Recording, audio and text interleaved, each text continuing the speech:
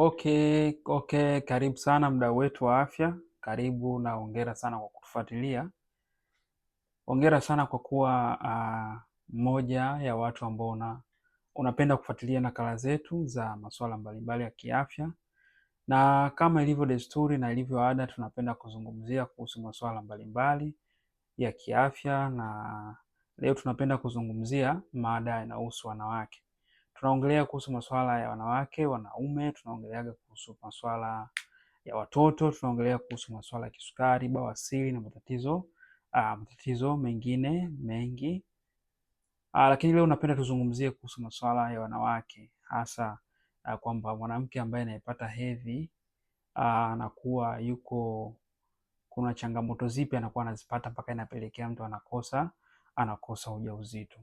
Yaani kupata hedhi sio ishara kwamba wewe tayari unaweza ukashika ujauzito. Hilo ndo tunapenda tulizungumze. Kwa hiyo leo tunapenda kuongea na mtu ambaye labda anashiriki, anafanya vizuri lakini anakosa ujauzito. Anapata mzunguko lakini anakosa ujauzito. Leo tunapenda kuzungumza sababu kadha wa kadha. Na kama bado hujasubscribe hapo chini, hakikisha umesubscribe mapema ili uwe wa kwanza kupata nakala zetu. Hakikisha umesubscribe, umecomment, umelike, lakini utuambie kitu gani ambacho utakachojifunza mwishoni. Sasa kabla tujaendelea, tunatakiwa tujue kwamba ukiwa una changamoto ya kukosa hedhi, basi ni sababu kubwa sana pia ya kupata ujauzito. Lakini ukiwa unapata hedhi sio sababu ya kupata ujauzito. Hilo lieleweke. Yaani kupata ujauzito au kupata hedhi sio kupata ujauzito. Kukosa hedhi ni kupoteza kabisa matumaini. Lakini ukiwa unapata hedhi lakini matumaini unakuwa nayo, lakini unakuwa ujauzito haujapata. Ndio likae wazi kwamba kupata hedhi sio kwamba ni ishara ya kupata ujauzito, na kukosa hedhi ni kupoteza matumaini kabisa. Sasa unaweza kuwa unapata hedhi lakini ukawa unakosa ujauzito. Leo tudiskasi hapo inakuwaje na mtu unakosa ujauzito.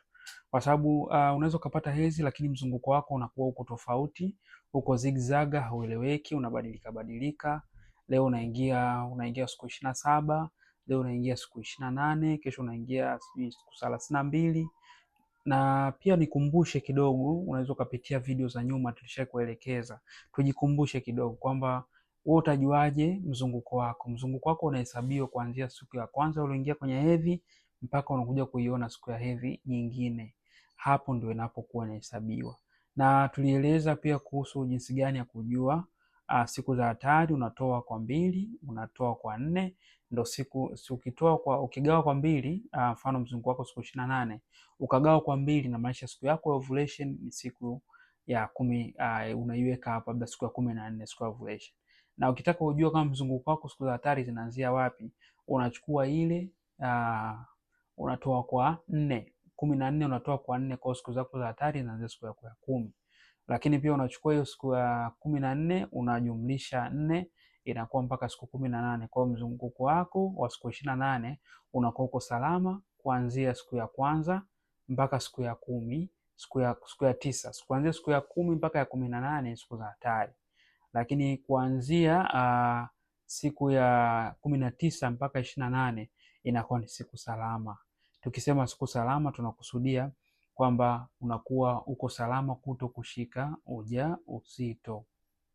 Sasa tujikumbushe kwamba ili uweze kushika ujauzito lazima kutokee kuna kitu kinaitwa ovulation, upevushaji wa mayai.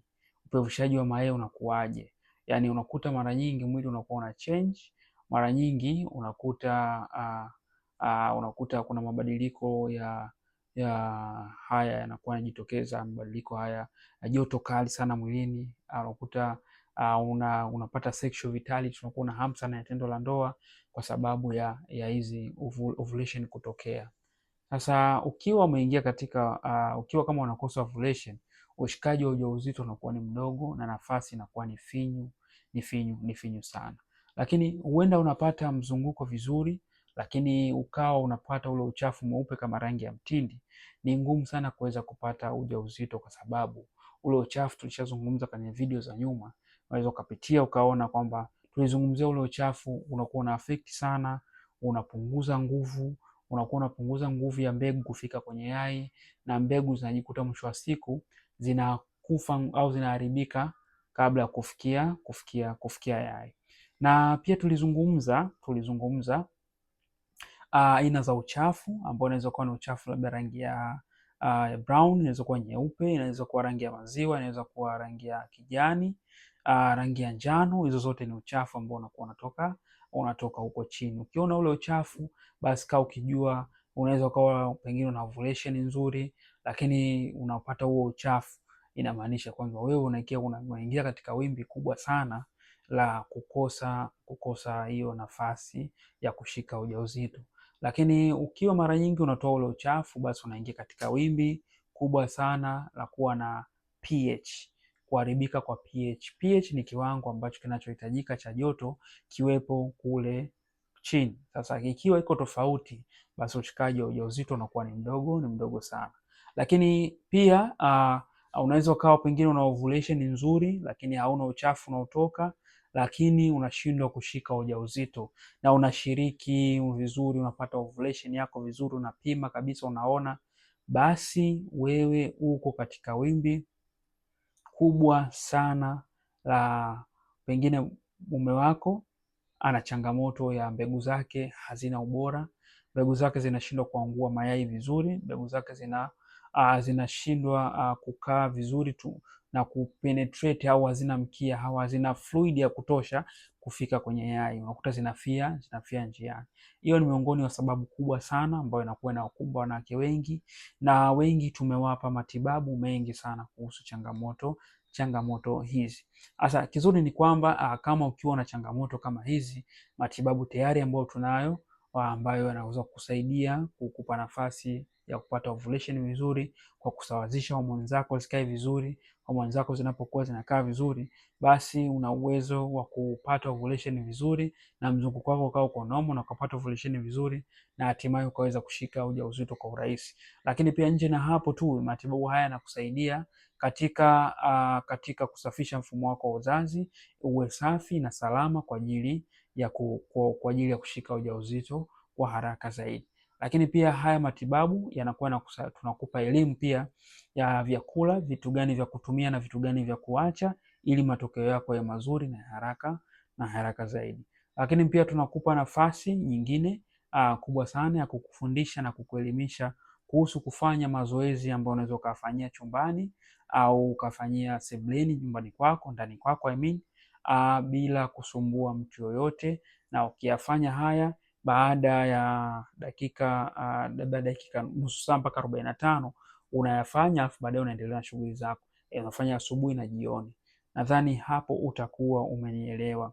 Lakini hata wale ambao wenye changamoto ya kukua kavu sana, basi ya matibabu yanakuwa yanawasaidia, kwa sababu yanarudisha homoni na kusawazisha, na homoni zikisawazika, basi unapata ute vizuri sana, lakini pia mzunguko wako unarudi normal na unapata ovulation ya kutosha vizuri sana.